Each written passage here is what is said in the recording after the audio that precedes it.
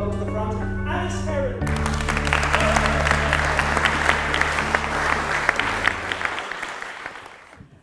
OMG, 17 speakers.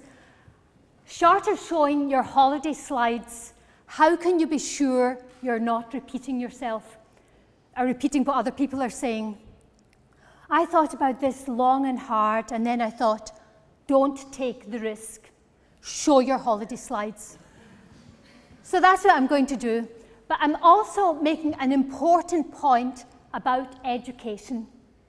And that is that education need not be confined to the classroom and to passing exams. That if you're lucky, education can be a lifelong experience. I've just come back from a trip to Greece. And this is a map of central Athens. And this green bit, the green bit over here, is where all the ancient ruins are. At least the ones that aren't in the British Museum are all over here. Over here, we have the Acropolis with the wonderful temple on the top of it. But the bit I was really interested in was this bit here. That bit is where the ancient Athenians used to hold their assemblies, and they used to vote on how they wanted the city to be run.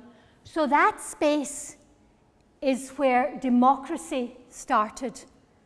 And of course, with democracy, you had the birth of public speaking.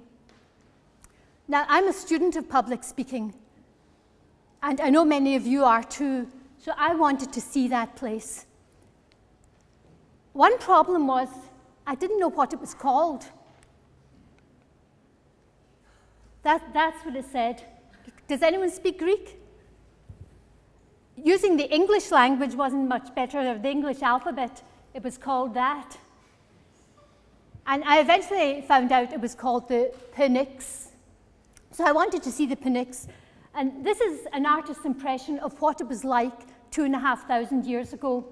You can see there's a platform where the speakers used to speak, and then 10,000, up to 10,000 Athenian men would listen to the speakers. All men, you'll note, some democracy. However, it was a start.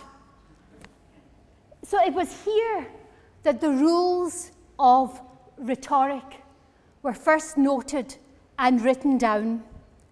And this was the cradle of modern civilization. There was one problem. We couldn't find the bloomin' place. There's a perimeter around it, a fence around it, and we tried everywhere. There were no signposts to it, and when we asked directions, the directions were all very vague, and we searched for this place for days. And it was only on our last day in Athens that we came across this old gate, and we thought, well, let's go in and see what's there. So we went in and we wandered around for about 15 minutes or so, and then we came to a vandalized plaque, and we realized that we had found it. This was the Pnyx. And that's what it looks like today. You know, in all, there were thousands of tourists eating and drinking in all the restaurants around the perimeter here. And there were hundreds of tourists up at the Acropolis. But there was not one tourist here at the Pnyx. And for us, that was the most important sight of all. This is proof that I didn't download it all from Google. That's me, this is my holiday snap at the Orators Bema at the Pnyx. Now, you might say, that's all very well, but what has this got to do with education? But I would say it has everything to do with education, because it started with curiosity. We wanted to know where this place was, how you pronounce it. We wanted to see it. It continued with determination. We were going to go there.